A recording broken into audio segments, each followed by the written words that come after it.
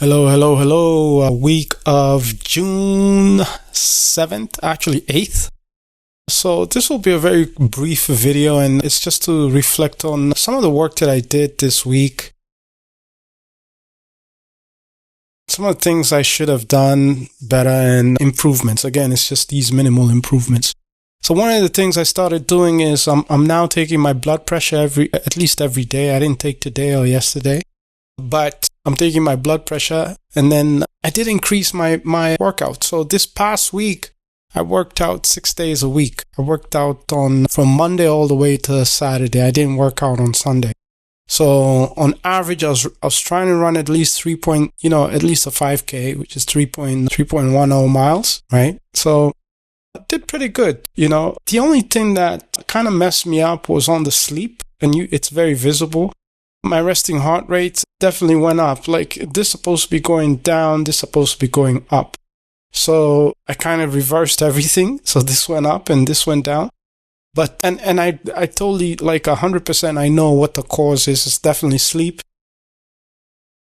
And recovery essentially flat week over week, with sleep corrected from Apple Health recovery average. So I know, like, I definitely need to. There's just been like a lot of things that up and down, yo-yoing, right? First of all, the time that I go to sleep is messed up, and then I'm thinking, like, I'm laying in bed, I can't sleep for some reason. Like, I'm thinking, oh, is there anything else I ought to do or I need to do? So I'm not really getting that sleep, and that is reflecting on my resting heart rate, my heart rate variation, right? These two can easily be solved by sleep. So working out even more and then not sleeping is just a disaster, right? So even though my sleep was, like, for some reason, I have this like program clock that at I kid you not, at 3:30 a.m. It's like I just lose sleep, and then I'm sitting in bed thinking about all the things I ought to do, I need to do, what I should have done, what I didn't do. So that just consumes me, and I'm staring up in the dark, and I can't sleep for some reason. So and then I'll stay up for almost until like 5:30 or 6 a.m. and that's when now I start getting sleepy. And then I drink coffee to try and stay active and get things done. So that's it. Yeah, that's not, even though I'm still working out more, sleep is really, really, really important. The other thing to definitely also keep at arm's length is definitely stress, right? So I made a conscious decision, like, if it's something that I have full control over, I will put myself in that situation where I will control my environment, right?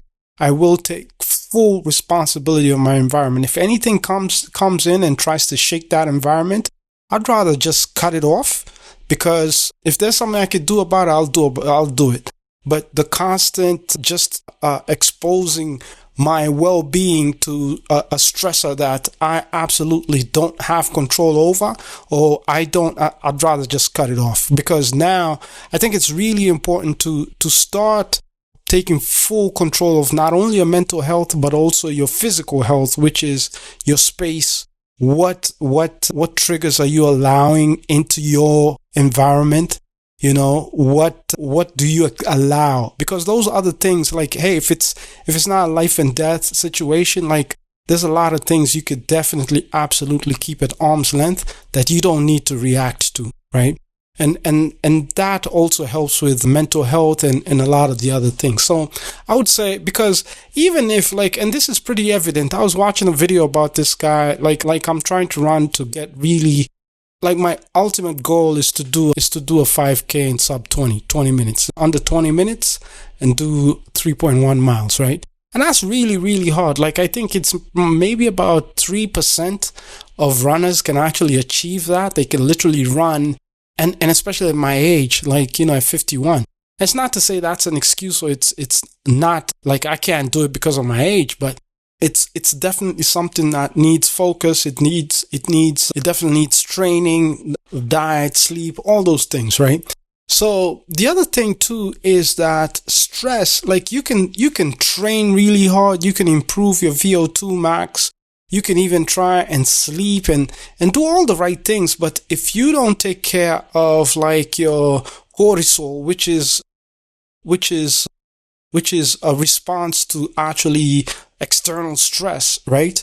Then it doesn't matter what all the things you're doing, it'll still show up. Like your performance will be affected, right? So it's really, really important that you keep it at arm's length. If it's not something you need to react to, don't react to it. Compartmentalize it, put it into a bucket, and then when you have the time and the capacity, you could deal with it. Because a lot of times people will throw things at you in your direction, and some of the things are not immediate fires. Some of the other things, like you choose when you are the one in control of your environment, right? So I would say definitely 100% control your stress, keep it at arm's length so that those two complement each other, right? It's called the theory of constraints. So if you do everything right, but there's the one thing that you're not keeping at arm's length, or you're not taking a handle of it or taking control over it, all those other things just automatically crumble, right? So it's really important that you curate your environment so that you can get the performance that you're actually looking for. So yeah, this week I'll try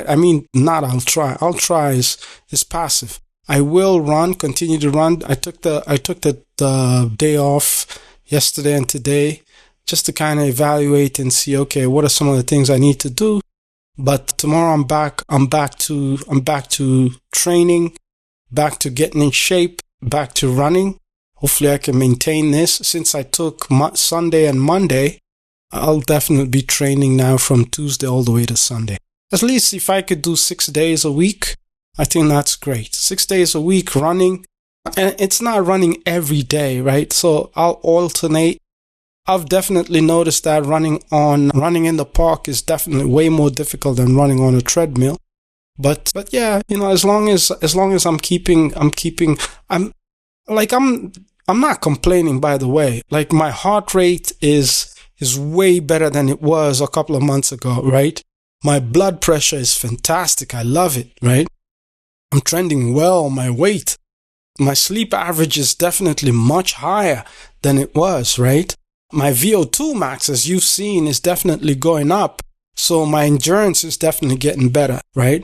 But the key thing is, it's just these shifts in my stability that are throwing me a loop. So I have to 100% start curating my environment so that I can like, my bucket list is definitely to hit the 5K in sub 20 minutes. Cheers. Have a great week. Lee. Bye.